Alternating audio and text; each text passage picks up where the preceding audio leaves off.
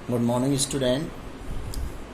कल तक हमने लेटेंट हीट ऑफ मेल्टिंग या फ्यूज़न के बारे में डिस्कस किया था।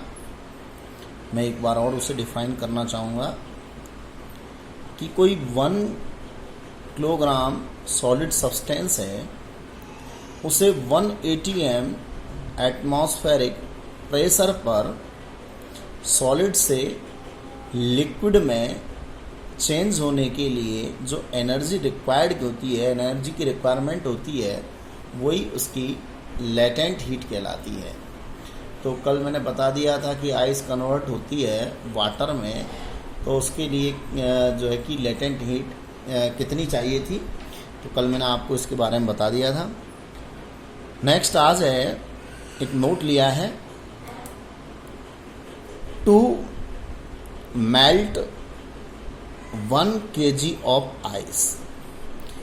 1 kg आइस को मेल्ट करने में एट 0 डिग्री सेल्सियस टेम्परेचर पर 1 किलोग्राम आइस को मेल्ट होने पर इनटू वाटर में मेल्ट होने पर, चेंज होने पर, एट द सेम टेम्परेचर, उसी टेम्परेचर पर, वही 0 डिग्री टेम्परेचर पर 3.35 into 10⁵ joule of heat energy required. तो इतनी एनर्जी उसे रिक्वायरमेंट होती है सॉलिड से क्या चेंज होने में, लिक्विड में चेंज होने में, आइस के में।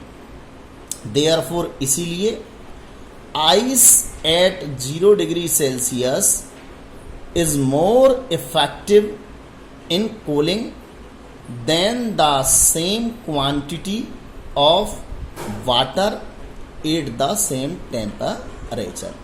इसीलिए ice eight 0 degree is more effective, मतलब 0 डिग्री सेल्सियस टेम्परेचर पर मोर इफेक्टिव होती है कूलिंग के लिए, मतलब ठंडी होती है 0 डिग्री सेल्सियस किसकी तुलना में, देन द सेम क्वांटिटी, समान मात्रा में, of water at the same temperature पर। मतलब 0 डिग्री सेल्सियस टेम्परेचर पर अपन वाटर लें और 0 डिग्री सेल्सियस पर ही अपन आइस लें, तो कौन सा ज़्यादा इफेक्टिव रहेगा कूलिंग में? तो हम कह सकते हैं आइस ज़्यादा इफेक्ट रहेगा, क्योंकि आइस को मेल्ट होने के लिए, लिक्विड में चेंज होने के लिए, वाटर में चेंज होने के लिए एनर्जी की रिक्वायरमेंट होती है। और कितनी एनर्जी? 3.35 into 10⁵ joule. तो इतनी एनर्जी वो एब्जॉर्ब करेगा, तब जाकर वो वाटर में चेंज होगा। तो इसका मतलब वाटर कम इफेक्टिव होगा कूलिंग में compare the ice. Second point है लेटेंट हीट ऑफ वेपोराइजेशन। जैसे अपन ने लेटेंट हीट किसकी पढ़ी थी, मेल्टिंग की, ऐसे ही अपन वेपोराइजेशन की पढ़ेंगे। उसमें 1 किलोग्राम सॉलिड सब्सटेंस को लिक्विड में चेंज किया था।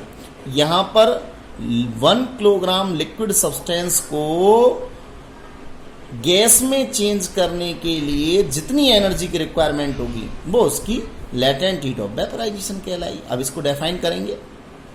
The quantity of heat required to convert 1 kilogram of the liquid into vapor at its boiling point without any change of temperature is called its latent heat of vaporization। तो अब इसको हम define करेंगे।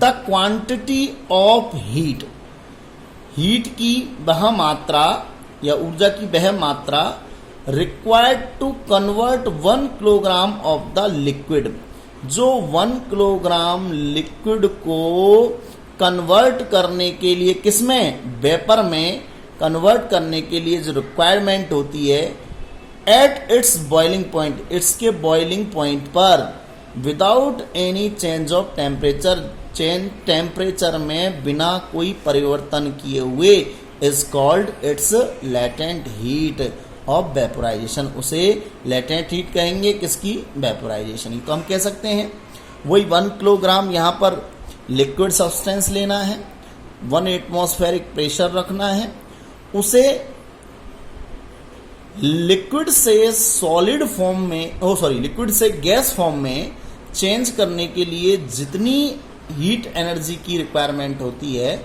वो उसकी latent heat of vaporisation कहलाती है। पर ध्यान रहे वो उसके बॉइलिंग पॉइंट पर ही रहेगी, उसमें कोई चेंज नहीं होगा टेम्परेचर में। Next point, the volume of the latent heat, the value of the latent heat of vaporization of water in SI unit is 22.6 into 10 to the power 5 joule per kg।